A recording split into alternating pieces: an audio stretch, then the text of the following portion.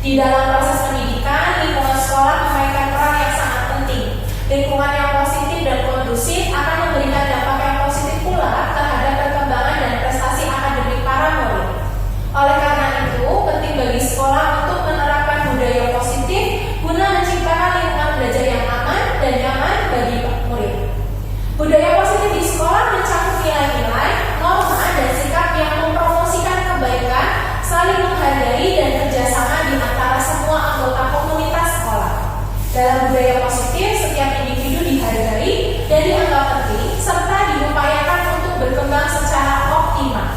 Hal ini mencakup interaksi yang ramah, komunikasi yang efektif, penanganan konflik yang konstruktif, dan penghargaan terhadap keberagaman. Namun, dalam realitasnya, tidak semua sekolah telah mampu mengimplementasikan budaya positif secara konsisten.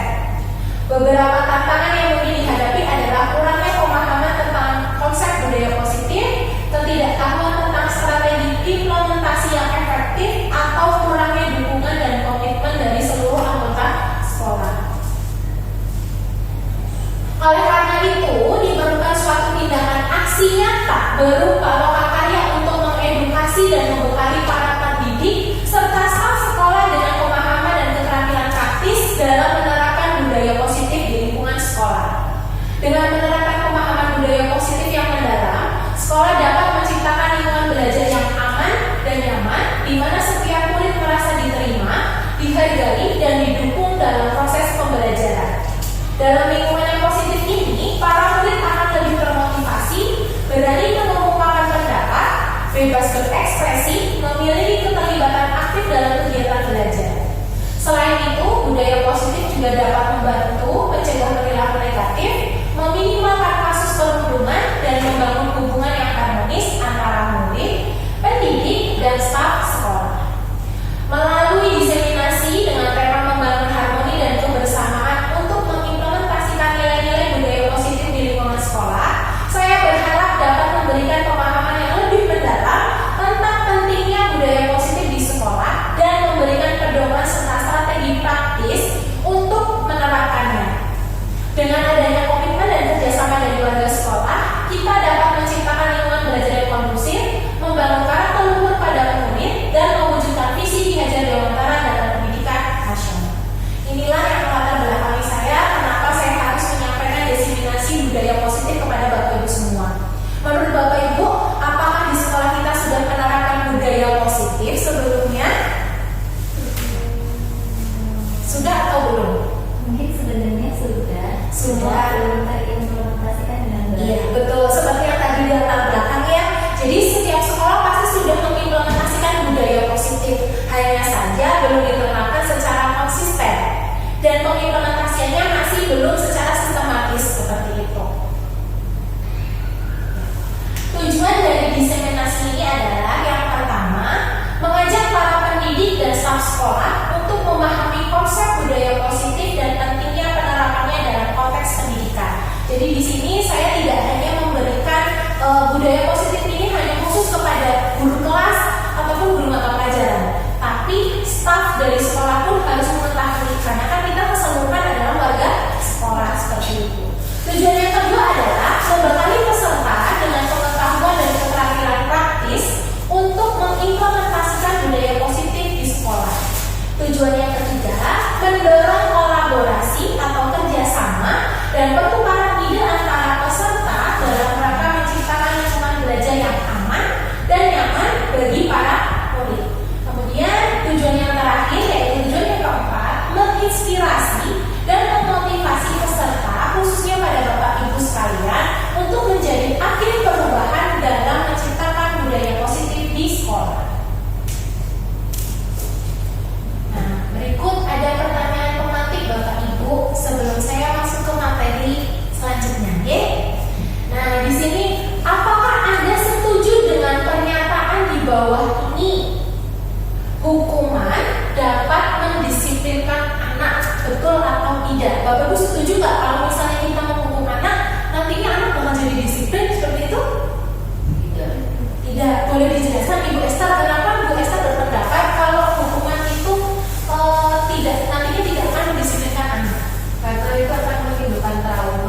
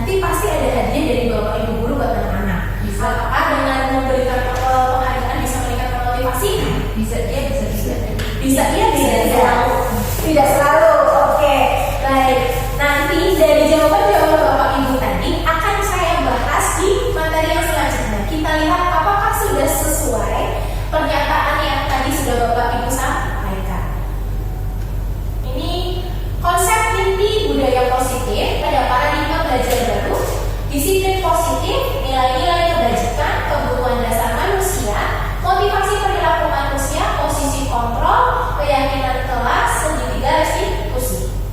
Nah, yang pertama terlebih dahulu, pembelajaran paradigma baru. Bapak Ibu pasti tidak asing dengan istilah pembelajaran paradigma baru.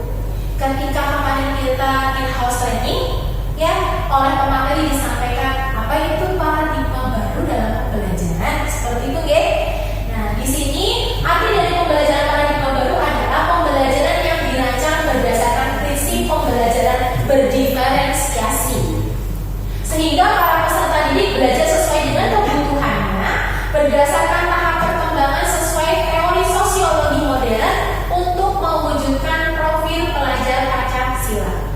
Jadi, yang namanya pembelajaran paradigma baru adalah pembelajaran berdiferensiasi yang mengimplementasikan nilai-nilai pelajar Pancasila yang terdiri dari 6 elemen. Sudah hafal Bapak Ibu 6 elemen profil pelajar Pancasila?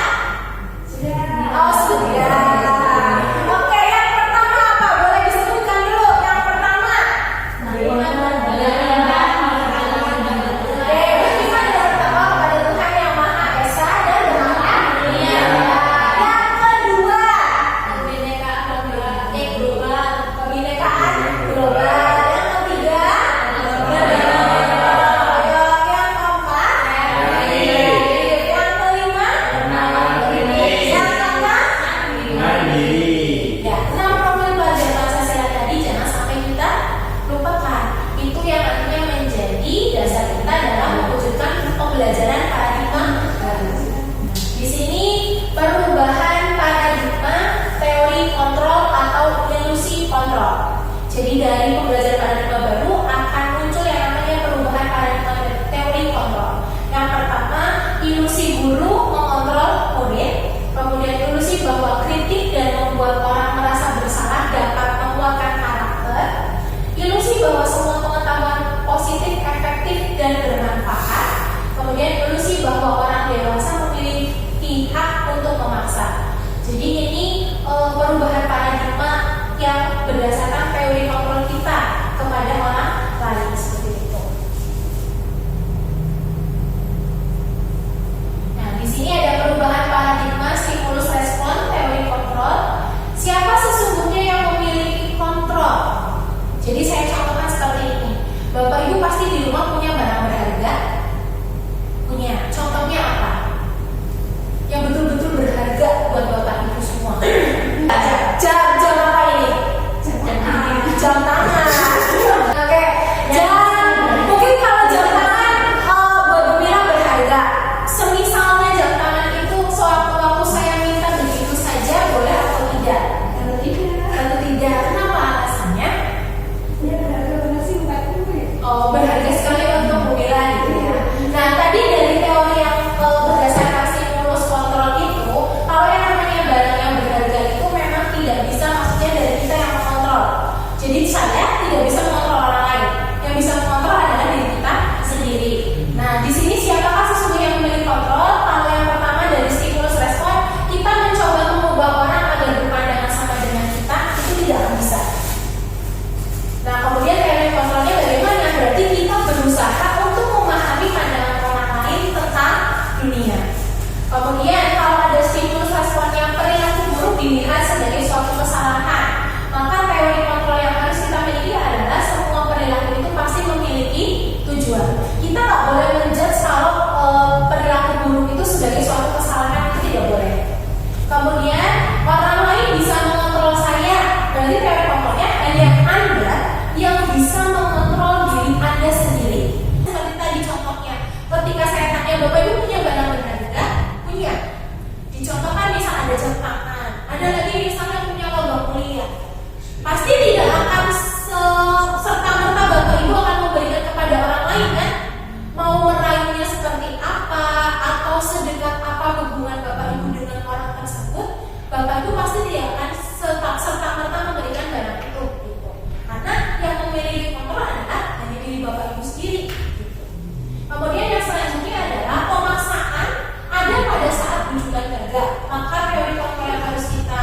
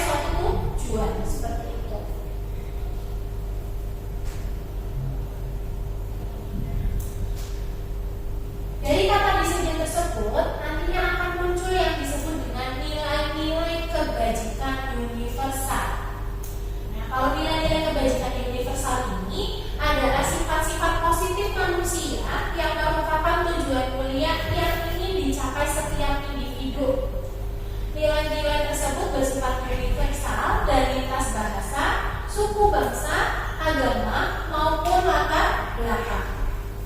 Setiap perilaku atau perbuatan memiliki tujuan. Kemudian dengan mengaitkan nilai-nilai kebajikan yang diyakini seseorang, maka motivasi intrinsiknya akan terbangun sehingga menggerakkan motivasi dari dalam untuk dapat mencapai tujuan mulia yang diinginkan. Jadi yang namanya nilai kebajikan itu bukan karena tuntutan, bukan karena paksaan, tapi muncul dari dalam diri kita sendiri. Kemudian nilai-nilai kebajikan yang ingin dicapai oleh setiap anak Indonesia kita kenal dengan profil pelajar Pancasila. Nah ini yang tadi di awal sudah disebutkan oleh Bapak Ibu. Nah, nilai-nilai kebajikan yang memang harus tertanam dalam murid-murid kita saat ini adalah yang pertama beriman, bertakwa kepada Tuhan yang Maha Esa dan berakhlak mulia, mandiri, benar kritis, berkebinekaan global, bergotong royong dan kreatif.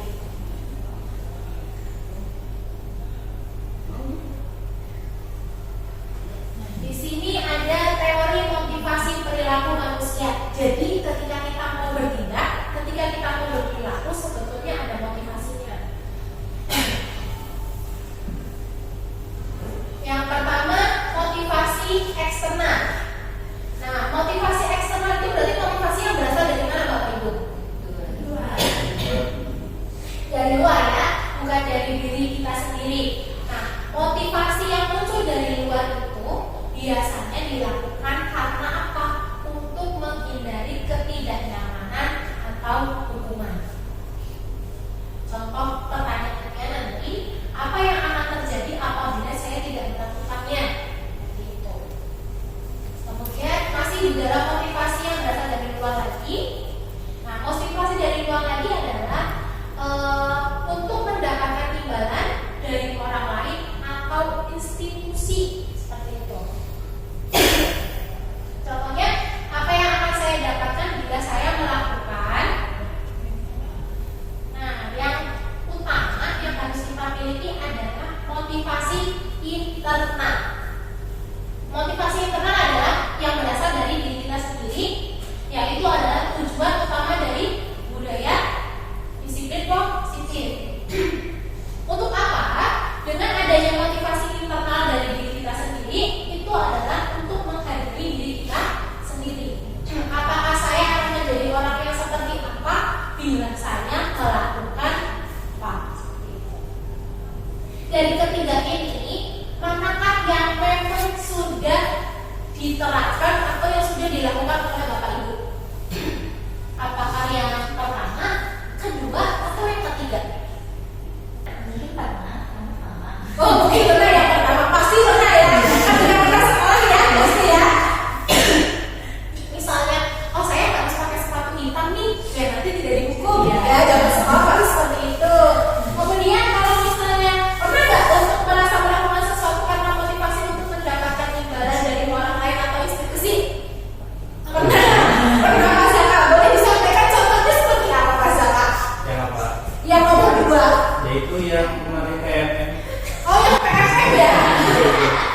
Yang PMN kalau kita mengerjakan dapat sertifikat, dapat reward lagi ya, seperti itu. Oke. Terus untuk yang ketiga, apakah sudah melakukan motivasi dari dalam diri untuk menghargai diri sendiri? Pernah. Contohnya apa Bapak Ibu yang sudah pernah? Apa contohnya?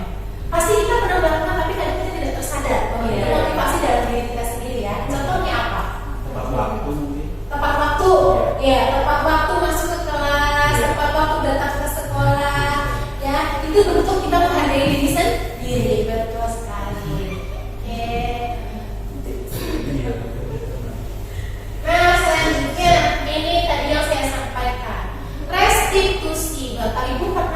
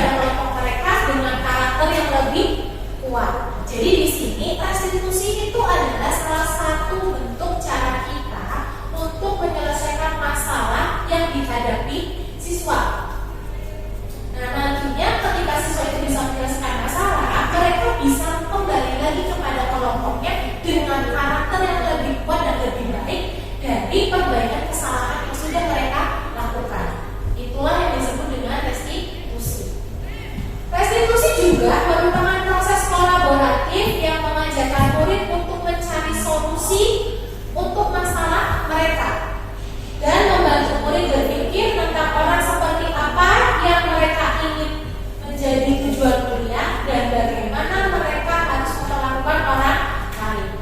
Jadi restitusi ini adalah bentuk kita untuk mencari solusi atau jalan keluar dari apa yang dialami oleh siswa dan bagaimana siswa tersebut harus memperlakukan orang lain.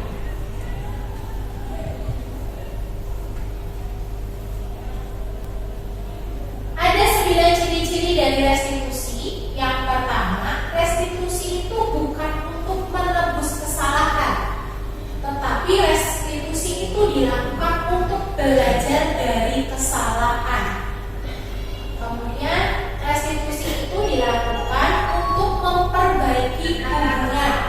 Jadi dari restitusi itu karena kita kan mencari solusi dari masalah yang dihadapi oleh murid, nah, berarti itu bisa memperbaiki hubungan antara murid dengan kita sebagai guru. Kemudian yang ketiga adalah berupa tawaran bukan paksaan. Jadi kita di sini tidak menuntut siswa untuk jadi seperti ini, tapi kita menawarkan kira-kira dari masalah ini apa yang akan kalian lakukan. Kemudian yang keempat, restitusi menuntut untuk melihat dalam diri. Jadi mereka berkaca dari kesalahan yang sudah dilakukan. Kemudian yang kelima, restitusi mencari kebutuhan dasar yang mendasari tindakannya. Yang keenam, restitusi diri adalah cara yang paling baik. Kemudian yang ketujuh, restitusi fokus pada karakter bukan tindakan. Jadi ketika kita melakukan restitusi untuk menyelesaikan permasalahan, di sini kita bukan memerlukan tindakan saja, tapi karakter yang tertanam di dalam diri siswa itu apa. Kemudian yang kedelapan ada restitusi fokus pada solusi. Kemudian yang terakhir yang kesembilan adalah restitusi mengembalikan murid yang berbuat salah kepada kelompoknya. Jadi setelah murid itu kita berikan solusinya untuk menyelesaikan permasalahan, jadi langsung kita kembalikan kepada kelompoknya seperti apa. Selanjutnya adalah keyakinan kelas. Bapak Ibu sudah membuat keyakinan kelas? Sudah. Oke. Keyakinan kelas yang Bapak Ibu buat itu yang seperti apa? Boleh saya tahu? Kesepakatan antara guru dengan siswa. Kesepakatan antara guru dengan siswa. Ada lagi? Bapak Ibu buatnya berapa butir kesepakatan kelas atau keyakinan kelas? 7. Ada lagi? Sesuai yang disepakati kelas komunikasi. Oke. Ya. Nah, di sini ada pertanyaan dulu. Mengapa tidak peraturan saja? Mengapa harus keyakinan kelas? Kalau peraturan ini kan sifatnya hanya satu arah ya. Tapi kalau keyakinan kelas itu kan dua. Jadi saling pada satu ada kesepakatan dan komitmen ada persetujuan. Terima kasih. Tepuk tangan buat Bu Esther. Betul. Tadi kalau di awal saya menyampaikan kalau keyakinan kelas itu kesepakatan yang disetujui oleh guru dan murid. Kemudian Bu Esther ketika saya tanya mengapa tidak peraturan saja, mengapa harus keyakinan kelas? Betul. Kalau untuk peraturan itu kan mungkin hanya satu arah. Tidak ada siswa tanpa kesepakatan siswa. Tapi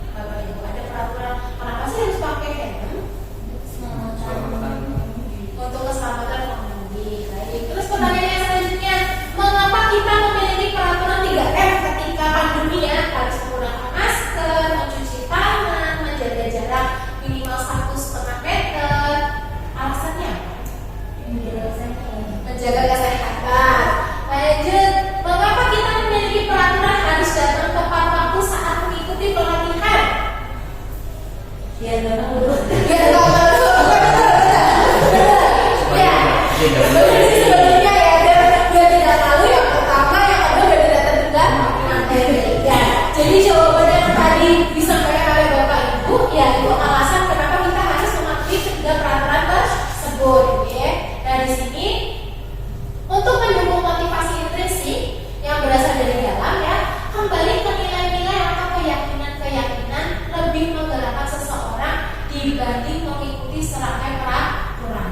Jadi Bapak Ibu sebelum melakukan peraturan tadi untuk menjaga keselamatan, untuk menjaga kesehatan, kemudian supaya tidak malu, sebelumnya itu karena untuk mengikuti peraturan atau karena keyakinan Bapak Ibu dulu?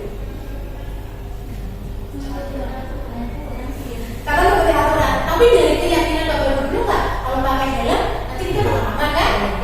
Iya. Terus kalau misalnya kita pakai masker, cuci tangan, jaga jarak, kita bakal sehat nggak? Terhindar dari virus nggak? Iya. Terus kalau misalnya kita datang tepat waktu, kita nggak bakal malu kan? Iya. Nah, berarti itu sebenarnya berasal dari keyakinan. Jadi semua itu bermula dari keyakinan dulu. Nanti kalau sudah bermula dari keyakinan, baru nanti ada yang namanya peraturan. Nah, di sini keyakinan kelas, kata keyakinan itu berarti nilai-nilai kebajikan universal yang disepakati secara tersirat dan tersurat, lepas dari latar belakang suku, negara, bahasa maupun agama. Jadi tadi benar kalau misalnya keyakinan itu harus dibuat dari dua belah pihak, karena di sini keyakinan itu nilai-nilai kebajikan universal. Siapapun boleh berpendapat untuk memberikan keyakinan tanpa membahas latar belakang suku, negara, bahasa maupun agama. Nilai-nilai kebajikan bahwa menekankan pada keyakinan seseorang akan lebih memotivasi seseorang dari dalam. Seseorang akan lebih tergerak dan bersemangat untuk menjalankan keyakinannya daripada hanya sekedar mengikuti serangkaian peraturan tertulis tanpa makna. Ini yang tadi saya bilang, kalau Bapak Ibu yakin sehat, kemudian Bapak Ibu yakin aman, Bapak Ibu yakin untuk menghindari rasa malu, itu berasal dari keyakinan Bapak Ibu semua, seperti itu. Yang berikutnya, mana yang merupakan keyakinan kelas dan mengapa? Ada dua poster, ya. Di sini ada dua poster kesepakatan kelas. Mana yang merupakan keyakinan kelas Bapak Ibu? Apakah poster yang berwarna hijau atau poster yang berwarna putih? Yang putih. Yang putih. Yang lain setuju dengan pendapatnya Bu Miksi? Yang putih atau yang hijau? Yang putih. Yang putih. Kenapa yang putih? Ada kesepakatan dua opsi yang bisa mengambil. Oh, ada kesepakatan dari dua arah. Sudah tahu ya perbedaannya ya berarti ya. Nah, selanjutnya ini tadi, apa sih perbedaan antara peraturan dengan keyakinan kelas? Kalau peraturan, bentuk bunyinya akan seperti memang peraturan seperti ini. Selalu kembalikan buku ke tempatnya, maka keyakinan kelas yang harus diyakini adalah tanggung jawab. Kemudian dilarang mengganggu orang lain, berarti keyakinan kelas yang harus diyakini adalah menghormati orang lain. Kemudian hadir di sekolah 15 menit sebelum pembelajaran dimulai, berarti keyakinan kelas yang harus diyakini apa? Menghormati orang lain dan berkomitmen. Kemudian dilarang melakukan kekerasan, maka keyakinan kelasnya itu nanti munculnya adalah keselamatan serta menghargai orang lain. Kemudian dilarang menggunakan narkoba, berarti keyakinan kelasnya adalah tentang kesehatan. Kemudian bergantian atau menunggu giliran, berarti menghormati orang lain dan bersabar. Kemudian menggunakan masker, berarti keyakinan kelasnya nanti kesehatan dan keselamatan. Kemudian jangan lari di kelas atau di koridor, berarti bentuk keyakinan kelasnya adalah keselamatan dan keamanan. Untuk yang terakhir itu kadang sering dilakukan oleh murid-murid kita ya. Jadi keyakinan kelas itu harus diubah, bukan kita menggunakan kata jangan berlari, tapi harus menjaga keamanan. Nah, di sini apakah Bapak Ibu dalam menyusun keyakinan kelas sudah sesuai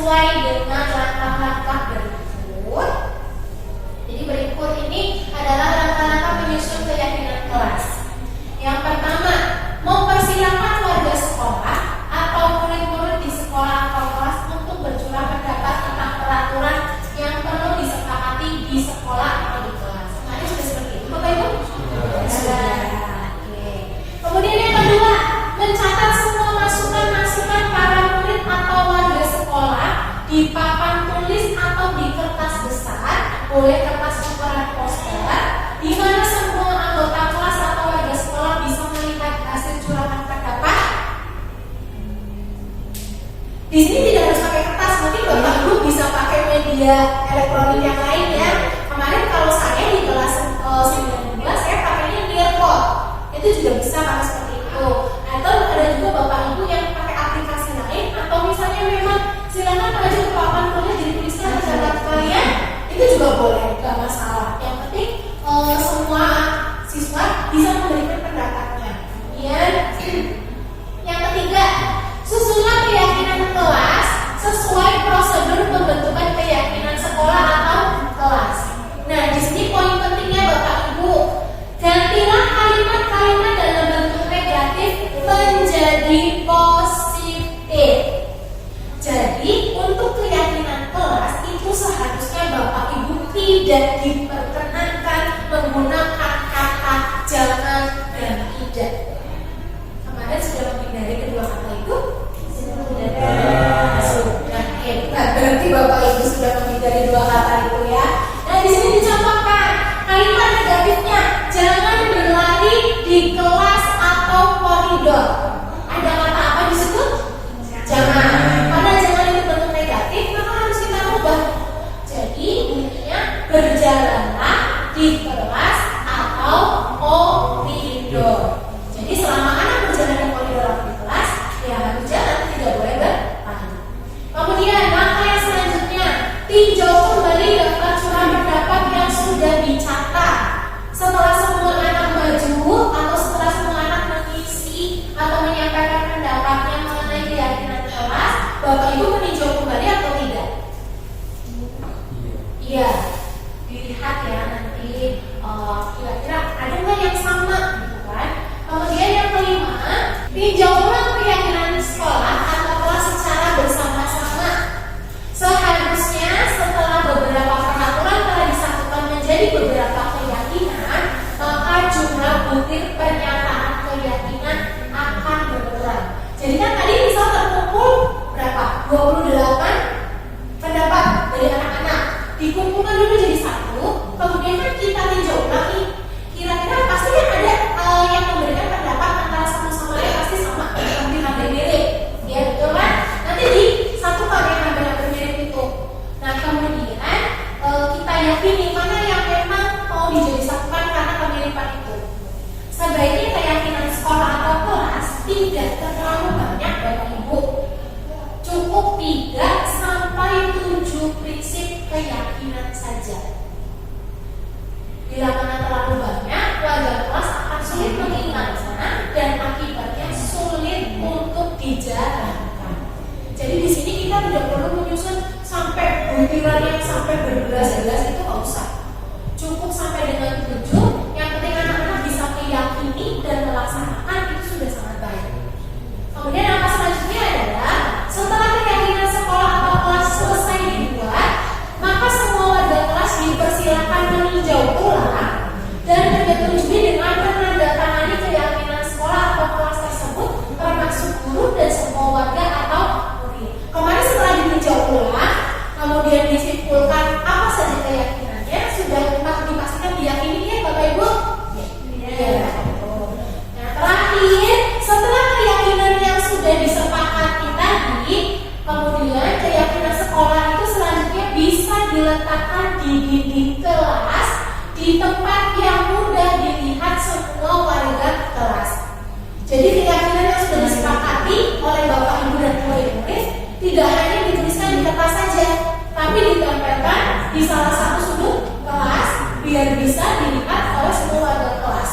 Jadi kalau mereka nanti ada yang tidak atau tidak sesuai dengan keyakinannya, mereka bisa ingat kembali seperti itu. Nah di sini ini contoh saya ketika harus memberikan keyakinan kelas di kelas 92. Jadi di sini saya menjelaskan dulu keyakinan kelasnya itu apa, kemudian nanti selanjutnya ini contohnya ya. Oke, hari ini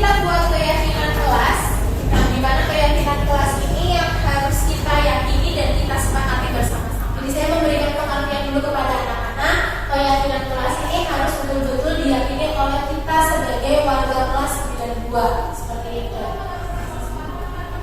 Ya, saya memberikan penjelasan dulu keyakinan itu sebetulnya apa supaya anak-anak bisa paham dulu dapatkan imbalan atau penghargaan dari orang lain. Dan yang terakhir adalah untuk menjadi orang yang mereka percaya. Dengan keyakinan kelas, murid melakukan sesuatu tindakan didasari oleh keyakinan berdasarkan motivasi intrinsik. Jadi selama ini kalau kalian melakukan sesuatu sebetulnya dari ketiga. Nah, di sini juga saya menjelaskan kepada anak-anak, apakah kalian dalam melakukan sesuatu karena 3 hal seperti yang tadi saya tanyakan, apakah karena untuk menghindari ketidaknyamanan atau hubungan, atau karena untuk mendapatkan penghargaan, atau karena memang untuk menghargai diri sendiri, mendapatkan kepercayaan dari orang itu. Yang mana kira-kira? Yang mana? Yang nomor 1, 2, atau 3? Semuanya. Jadi kalau melakukan sesuatu karena semua itu, ya kalau untuk anak-anak pasti mereka akan menjawab dari 3 motivasi tadi, karena dari kesemuanya mereka lakukan itu karena 3 motivasi tadi, Bapak Ibu. Untuk menghindari ketidaknyamanan dan hubungan, kemudian untuk mendapatkan penghargaan, dan yang terakhir untuk menghargai diri sendiri. Itu dari diri kalian sendiri untuk melakukan yang namanya disiplin positif. Nah, selanjutnya di sini keyakinan kelas itu sumbernya adalah dari nilai-nilai positif yang dimiliki oleh murid. Jadi apa yang kalian yakini itu berasal dari diri kalian sendiri yang memang sifatnya adalah positif. Di sini saya benar-benar memastikan kepada anak-anak ketika sebelum nanti menyampaikan pendapatnya tentang keyakinan kelas, betul-betul keyakinan kelas itu memang sudah diyakini oleh dirinya sendiri atau muncul dari dalam diri siswa itu sendiri. Jadi keyakinan kelas yang nanti kalian buat adalah keyakinan kelas menggunakan kalimat-kalimat positif. Hindari menggunakan kata tidak dan kata jangan. Jadi nanti ketika membuat keyakinan kelas, kalian tidak diperkenankan menggunakan 2 kata tersebut. Nah, yang selanjutnya di sini saya meminta siswa untuk membuat keyakinan kelas. Di sini saya pakai aplikasi Nearpod. Nanti saya di dalam aplikasi Nearpod ini akan membuat ada aplikasi yang nantinya saya bagikan linknya. Jadi di sini saya tuliskan dulu ada judulnya keyakinan kelas. Kemudian ketentuan dari keyakinan kelas itu terdiri dari apa saja. Setelah saya membuat judul dan ketentuannya, kemudian saya buatkan linknya. Dari link yang sudah saya buat di Nearpod itu saya bagikan di grup kelas. Saya minta kepada anak-anak silakan buka link yang sudah saya bagikan. Kemudian anak-anak silakan untuk mengakses link yang tadi sudah dibagikan. Jadi di sini nanti ketika kalian sudah bagikan, anak langsung masuk ke halaman Nearpodnya. Di sini masing-masing anak akan menuliskan di dalam seperti sticky note seperti itu ya, pendapatnya tentang keyakinan kelas yang nantinya akan diyakini oleh anak-anak. Gitu. Jadi kalau untuk disettingan anak-anak, saya tidak memunculkan namanya. Jadi lebih privasi. Tapi ketika untuk di layar buku pasti akan muncul, oh misalnya siswa A sudah memberikan pendapat, siswa B dan seterusnya. Di sini kayak aplikasi Jamboard yang Bapak Ibu sebetulnya hampir sama. Cuma kalau Jamboard kan kita harus menata lagi ya sticky note-nya. Nah kalau di sini nggak langsung tersusun saja. Di sini anak-anak bukan hanya bisa menuliskan kata-kata, tapi anak-anak juga bisa kasih love dari pendapat-pendapat temannya. Dan anak-anak juga bisa memberikan stiker dari pendapat yang sudah diberikan oleh temannya. Kemudian saya lanjut.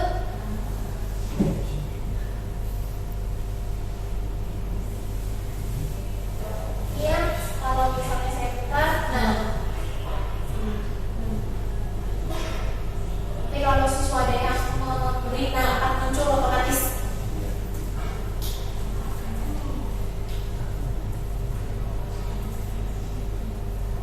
Jadi kalau kita ada 28 siswa, ada siswa yang belum mengisi, akan ketahuan seperti ini. Nah yang ini ada yang memberikan stiker ya Bapak Ibu yang di sebelah sini.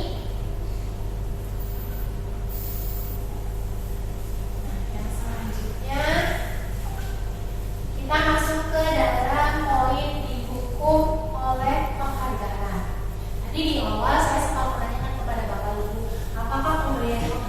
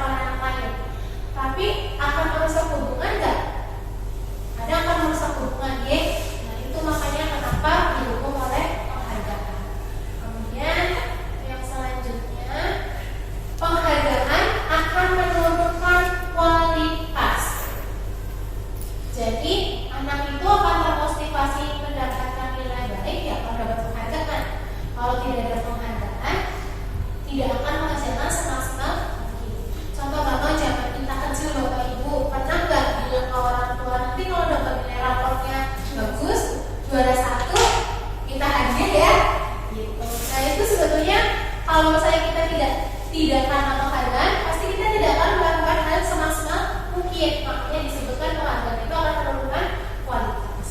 Kemudian penghargaan itu mematikan kreativitas. Jadi kadang dengan ada penghargaan kita nggak bisa sekreatif mungkin, nggak bisa mengembangkan kreativitas kita. Kemudian penghargaan mengurangi motivasi intrinsik. Jadi bukan karena dari dalam diri, tapi dari luar diri itu sendiri.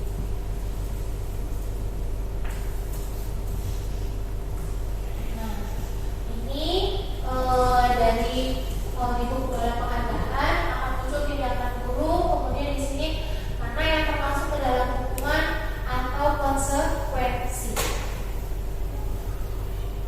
Mencatat 100 kali di dalam buku dengan kalimat saya tidak akan terlambat lagi karena terlambat ke sekolah itu merupakan hukuman. Lari mengelilingi lapangan basket 2 kali karena terlambat hadir di sekolah itu merupakan hukuman. Kemudian diminta untuk push up 15 kali karena tidak menggunakan masker di sekolah itu juga bentuk hukuman. Menggantikan kertas tugas teman yang telah dicoret-coret itu adalah konsekuensi. Kemudian membersihkan tumpahan air di meja tulis karena tersenggol pada saat belajar adalah konsekuensi. Murid disuruh untuk tidak mengenakan sepatu seharian di sekolah karena tidak mengenakan sepatu hitam itu adalah bentuk hukuman. Kemudian mari mengelilingi lapangan basket 2 kali karena terlambat 10 menit untuk pelajaran BPOK itu adalah konsekuensi. Dari contoh tindakan dulu, kemudian ada hukuman atau konsekuensi di sini, Bapak Ibu sudah bisa memahami apa yang perbedaan hukuman dan konsekuensi. Ini adalah tindakan dulu nih yang ada di sebelah sini. Nah, di sini pernyataannya bahwa tindakan yang sudah dilakukan, sini ada hukuman dan konsekuensi. Berarti kalau dari tindakan dulu dan pernyataan ini, Bapak Ibu bisa menarik kesimpulan apa sih itu hukuman dan konsekuensi?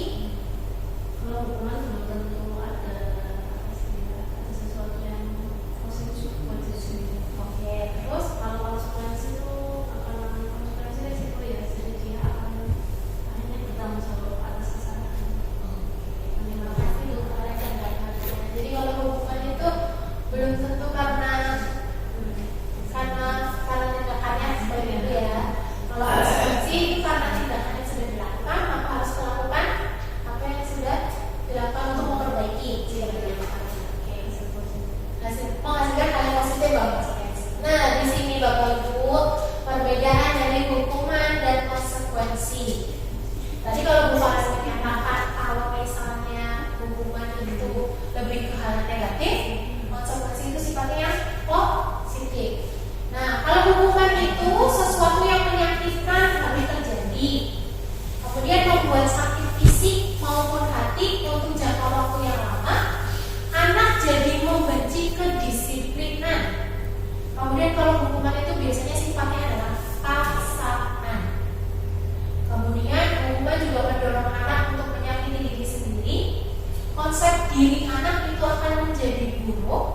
Kemudian anak belajar untuk menyembunyikan kesalahan, dan dengan adanya hukuman nantinya akan menimbulkan sifat marah, rasa bersalah, dipermalukan, dan merasa tidak dihargai. Jadi kalau hukuman itu sifatnya tadi seperti yang tadi sudah disampaikan oleh Bu Alex ya, jadi sifatnya lebih ke hal yang negatif. Tapi kalau untuk konsekuensi itu sesuatu yang harus terjadi atas apa yang sudah dilakukan. Kemudian dengan adanya konsekuensi itu membuat anak merasa tidak nyaman, tapi dalam jangka waktu yang pendek. Beda halnya dengan hukuman. Kalau hukuman kan tadi bisa menimbulkan trauma, itu kan jangkanya panjang nih, bakal diingat-ingat terus sama anak. Tapi kalau konsekuensi, karena memang itu bentuk tindakan dari apa yang sudah dilakukan, maka dia tidak akan menimbulkan trauma, tapi hanya membuat anak itu tidak nyaman dalam jangka waktu itu saja. Kemudian dengan adanya konsekuensi, anak akan menghargai apa itu disiplin. Kemudian ada stimulus dan tanggapan. Kemudian dengan adanya konsekuensi akan mendorong anak agar lebih mudah menyesuaikan diri. Konsekuensi juga akan membuat konsep diri itu lebih baik. Anak belajar untuk mematuhi peraturan.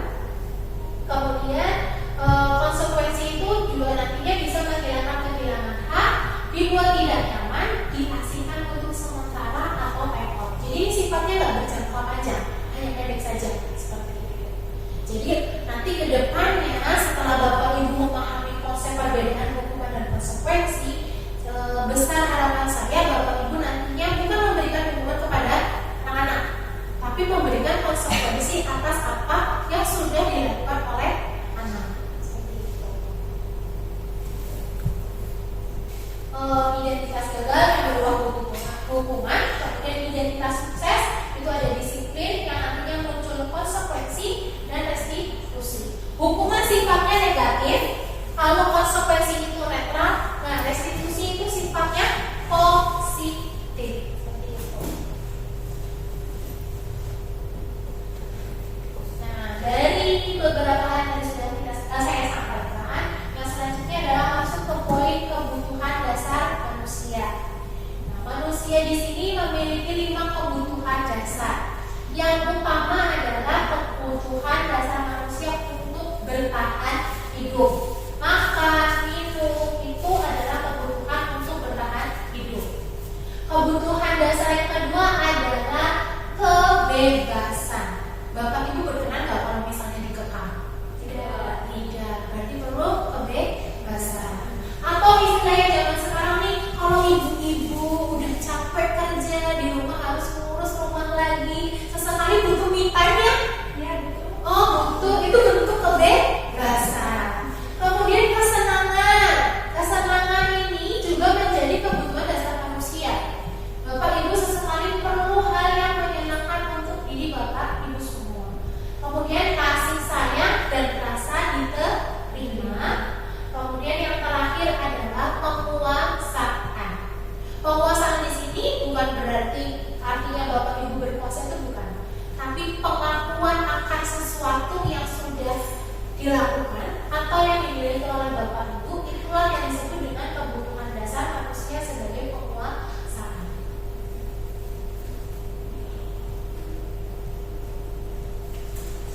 Dari 5 dasar kebutuhan manusia tersebut akan muncul yang namanya 5 posisi kontrol guru. Apakah di sini guru itu sebagai penghukum, pembuat merasa bersalah, teman, pemantau, atau manajer? Kira-kira dari Bapak Ibu guru sekalian yang ada di sini, manakah posisi kontrol dari Bapak Ibu guru yang sudah Bapak Ibu guru lakukan selama ini?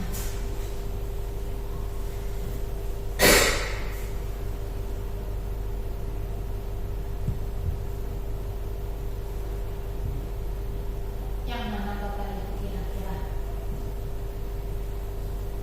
Apakah Bapak Ibu sudah sebagai posisi kontrol ada di posisi penghukum? Apakah Bapak Ibu ada di posisi kontrol membuat orang merasa bersalah? Apakah sebagai teman, sebagai pemantau, atau sebagai manajer?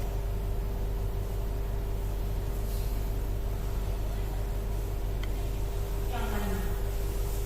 Saya rasa Bapak Ibu sudah tidak asing dengan kalimat-kalimat yang ada di dalam kolom. Pasti sesekali Bapak Ibu pernah menyampaikan kalimat-kalimat yang ada di sini, seperti itu.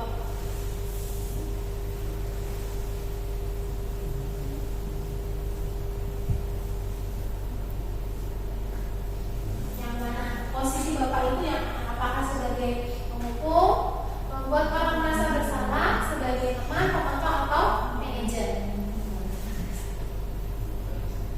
Kalau sebagai penghukum itu lebih cenderung kepada kata-kata atau kalimat yang memang nantinya menyakiti. Kemudian kalau membuat merasa bersalah itu nanti pasti kalau ada anak yang melakukan kesalahan, Bapak Ibu pasti pernah mengatakan tidak ada manusia yang sempurna, ya kan? Nah, manusia pasti ada yang melakukan kesalahan. Itu bentuk membuat merasa bersalah. Jadi lebih menekankan kepada murid kalau dia betul-betul, oh saya itu betul-betul salah ya. Nah kalau sebagai teman, berarti kita memposisikan diri kita kepada murid kita sebagai teman. Kemudian kalau sebagai pemantau, kita selalu memantau, punya catatan khusus gitu.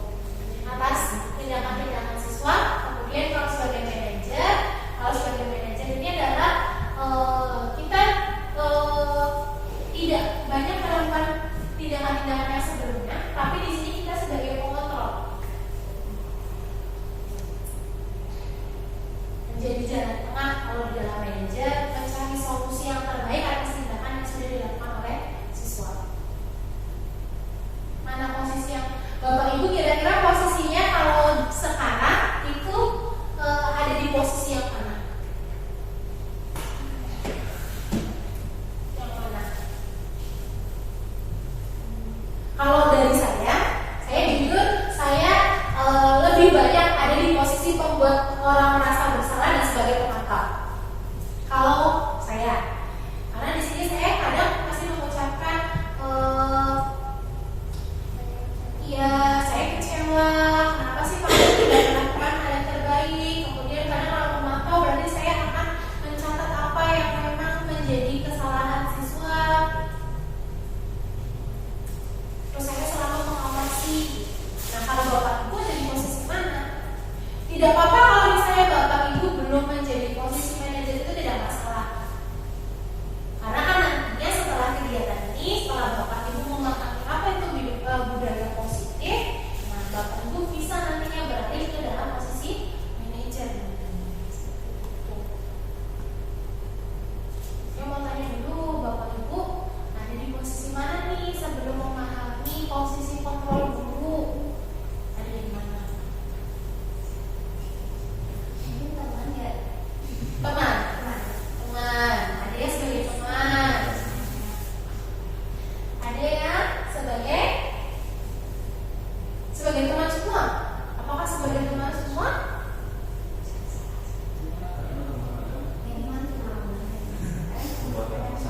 Kadang teman, kadang manajer, ya. Kadang membuat orang yang salah. Jadi kita belum konsisten ya. Di posisi yang mana gitu ya.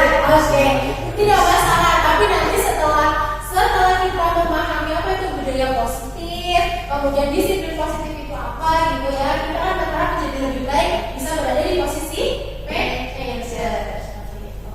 Nah, di sini ini pertanyaan-pertanyaan atau pernyataan-pernyataan yang nantinya muncul ketika untuk 5 posisi kontrol guru. Nah, ketika Bapak Ibu menjawab, saya kecewa sekali dengan kamu, berarti itu Bapak Ibu sudah ada di dalam posisi membuat orang merasa bersalah. Kamu tidak benar-benar melakukannya, berarti sebagai pembohong. Ayolah lakukan demi Bapak Ibu, berarti itu sebagai teman. Kemudian, apakah kamu mau mendapat stiker bintang hari ini? Berarti ini sebagai pemantau. Karena kita punya catatannya. Seperti itu. Kemudian, bagaimana kamu bisa menyelesaikan masalah ini? Ini adalah posisi manajer. Posisi manajer di sini adalah posisi yang tadi saya bilang, posisi yang paling memungkinkan harus kita miliki. Di mana sebagai posisi manajer ini kita menjadi orang yang memberikan solusi atas pemecahan masalah yang sudah dihadapi oleh siswa. Kemudian kamu selalu yang paling terakhir itu adalah posisi kontrol sebagai pembuku. Oke, dari sini Bapak Ibu sudah bisa memahami ya posisi-posisi kontrol guru itu apa saja. Nah, segitiga restitusi tadi kalau ketika mendengar istilah restitusi, terus Bapak Ibu menyebutkan sudah ada di PMM, gitu ya, segitiga restitusi, gitu ya. Nah, ini gambar segitiga restitusi seperti ini Bapak Ibu. Segitiga restitusi ini digunakan untuk apa? Bapak Ibu masih ingat dan sudah menjawab PMM-nya? Untuk memilih dari saya tidak melakukan kesalahan, dia menyadari menyadari kesalahannya. Oke, betul. Jadi segitiga restitusi ini kita gunakan untuk menyelesaikan permasalahan yang dialami oleh siswa. Ada 3 langkah di dalam segitiga restitusi. Yang pertama adalah menstabilkan identitas. Ini. Yang kedua adalah validasi kebutuhan. Yang ketiga adalah menanyakan keyakinan. Jadi ketika menstabilkan identitas, itu guru akan mengatakan setiap orang pasti pernah melakukan kesalahan. Kamu bukan satu-satunya yang pernah melakukan ini. Jadi kita menstabilkan dulu, biar anak itu tidak langsung tertekan ketika kita panggil, kita tanyakan apa itu kesalahannya. Kemudian ada validasi kebutuhan. Dan di sini adakah cara yang lebih efektif untuk mendapatkan apa yang kamu butuhkan? Kamu tentu punya alasan mengapa melakukan itu. Jadi ketika divalidasi kebutuhan, kita di sini menanyakan anak-anak itu melakukan kesalahan pasti ada alasannya. Jadi kita harus menanyakan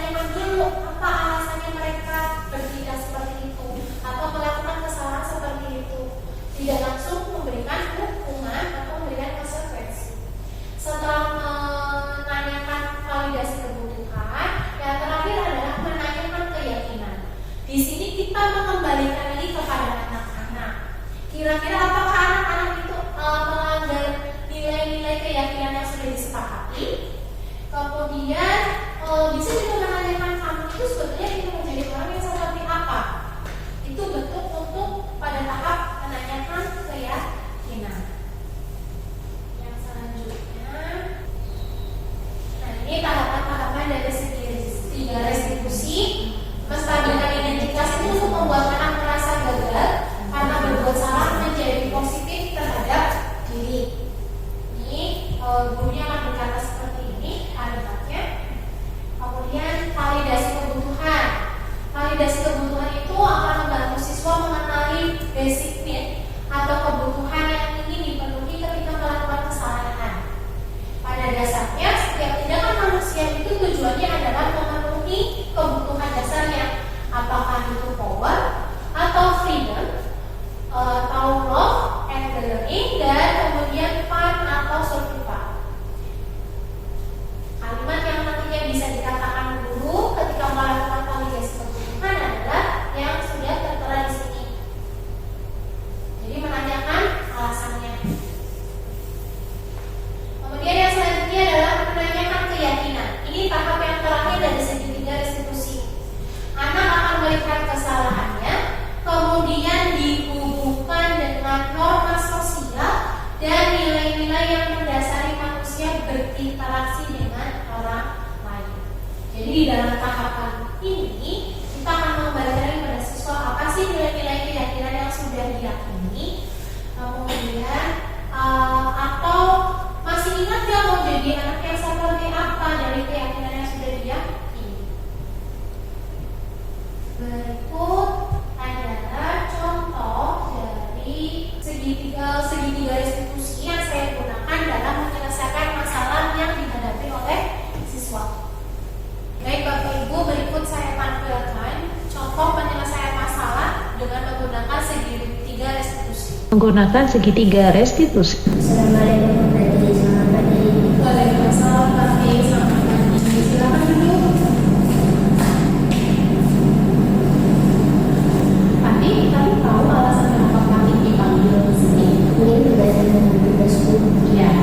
Kemarin Pati masuk sekolah nggak? Dia mau melaksanakan saya berkomunitas. Baik. Pati, semua orang pasti pernah melakukan kesalahan, termasuk guru. Tapi setiap kesalahan itu pasti ada alasan. Dia bisa Baik. Sekarang boleh diceritakan apa yang sudah dilakukan oleh Pati? saya mengambil usaha teman-teman saya dari jurusan Apa yang dilakukan Pati benar atau salah? harapan saya juga bersama dengan berorganisasi. Tapi masih ingat dengan keyakinan kelas yang sudah kita sepakati sebelumnya? Kalau begitu, apa keyakinan kelas yang sudah Pati bangun dari kesalahan yang pertama? Kira-kira solusi apa yang akan Pati lakukan untuk memperbaiki kesalahan yang sudah Pati lakukan? Saya minta maaf kalau tidak baca tugas. Kedua, saya akan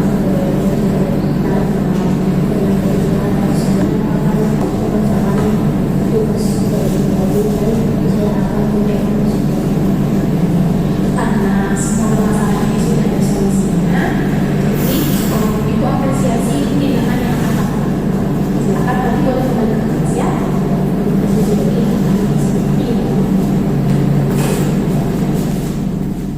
Dan Muhammad Fadil Aisyah dari kelas 81. Saya merasa senang karena diajak berdiskusi oleh guru untuk menemukan solusi atas kesalahan yang saya lakukan. Saya tidak akan begadang bermain game hingga larut malam agar tidak tidur di kelas, dan saya akan mengerjakan dan mengumpulkan tugas tepat waktu. Tadi adalah praktek penyelesaian masalah dengan segitiga restitusi. Jadi ketika Bapak Ibu menemukan permasalahan yang dilakukan oleh siswa, alangkah baiknya Bapak Ibu bisa melakukan penyelesaian masalah dengan menggunakan segitiga restitusi, mencarikan solusi yang akan dilakukan oleh siswa dan nantinya mengembalikan siswa kepada kelompoknya dengan karakter yang lebih kuat. Nah, sebelum sesinya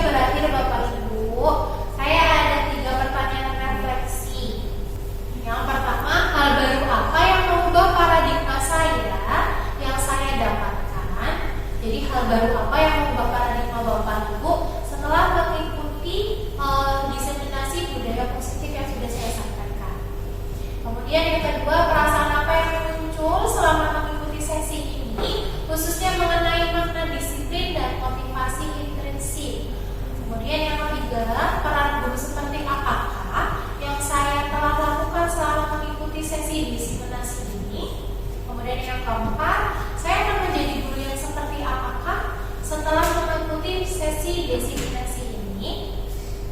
Silakan Bapak Ibu, tidak harus semuanya Bapak Ibu langsung jawab. Kalau misalnya ada yang mau menjawab nomor 1 boleh, bergantian boleh, silakan.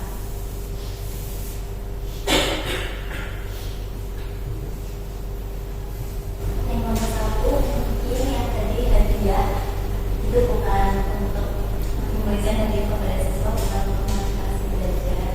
Itu lebih ke seperti yang tadi disebutkan. Jadi kalau yang mau Bapak paradigma Bu Messi adalah ternyata pemberian penghargaan itu tidak memotivasi diri siswa, karena dengan memberikan penghargaan bisa saja nanti dihukum oleh penghargaan itu sendiri. Oke, terima kasih Bu Messi. Silakan untuk refleksi di pertanyaan yang kedua. Mungkin dari siapa Bapak Ibu, silakan. Apa sih perasaan yang muncul setelah mengikuti sesi desiminasi ini, khususnya mengenai makna disiplin dan motivasi intrinsik?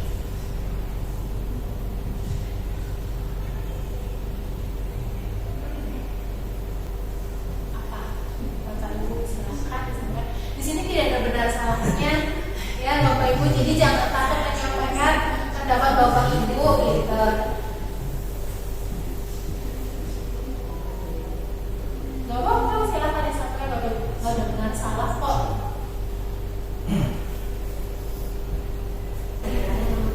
Perasaan yang muncul itu merupakan buat jadi sekarang mungkin selain komunikasi itu juga anak juga senang berbagai cara sama manusia dan beberapa ilmu yang saya sangat Terima kasih Bu Valen. Ya, kalau saya menambah Ibu ya, jadi nanti yang mengetahui budaya positif, disiplin positif bukan guru tapi diharapkan nanti Bapak Ibu guru sudah bisa menyebarkan ke anak-anak. Oke, terima kasih Bu Valen. Lanjut ke refleksi yang ketiga Bapak Ibu. Peran guru seperti apakah yang telah saya lakukan selama mengikuti sesi desiminasi ini? Jadi seperti yang tadi saya tanyakan, kira-kira Bapak Ibu sudah dari posisi mana nih? sebagai teman. Sebagai teman, baik. Kalau sebagai teman, sebagai pemantau, apa boleh? Lalu lanjut ke yang keempat berarti. Ya, lanjut yang keempat. Saya akan menjadi guru yang seperti apakah setelah mengikuti sesi desiminasi ini, Bapak Ibu? Iya, iya. Jadi setelah mengikuti desiminasi ini, saya harapkan kita semua, seluruh warga sekolah bisa ada di posisi manajer, di mana kita bisa mengelola, kemudian mengatasi dan memberikan solusi terhadap permasalahan yang dihadapi oleh siswa. Baik, terima kasih Bapak Ibu atas kesempatan waktu yang sudah diberikan. Beri tepuk tangan untuk kita semua. Pesan harapan saya, Bapak Ibu, setelah mengikuti desiminasi mengenai budaya positif dan disiplin positif yang sudah saya sampaikan, Bapak Ibu bisa menjadi agen perubahan dan bisa menyampaikan budaya positif itu kepada siswa-siswi ataupun rekan lainnya. Akhir kata, saya ucapkan terima kasih. Terima kasih untuk Bapak Guru hebat semuanya. Salam dan bahagia. Selamat sore semuanya. Wassalamualaikum warahmatullahi wabarakatuh. Waalaikumsalam.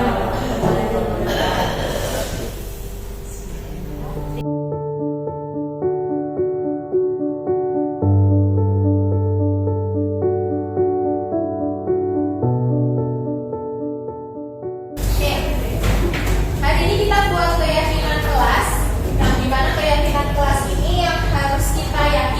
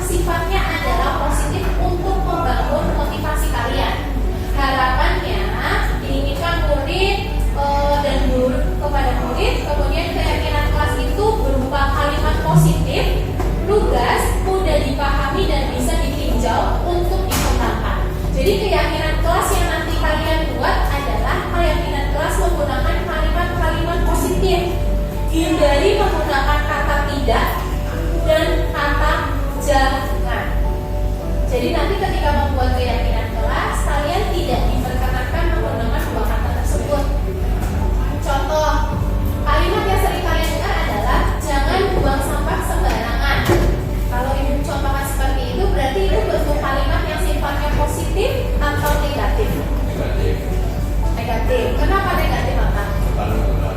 Iya, bentar. Ada kata jangan. Jadi nanti kalau misalnya harus diubah menjadi positif, bunyinya gimana? Hindari kata tidak dan hindari kata jangan. Buanglah sampah pada tempatnya. Itulah bentuk kalimat positif. Terus contoh lain misalnya jangan berisik di kelas. Bentuk kalimat negatif apa positif? Negatif. Berarti bentuk positifnya untuk menjadikan keyakinan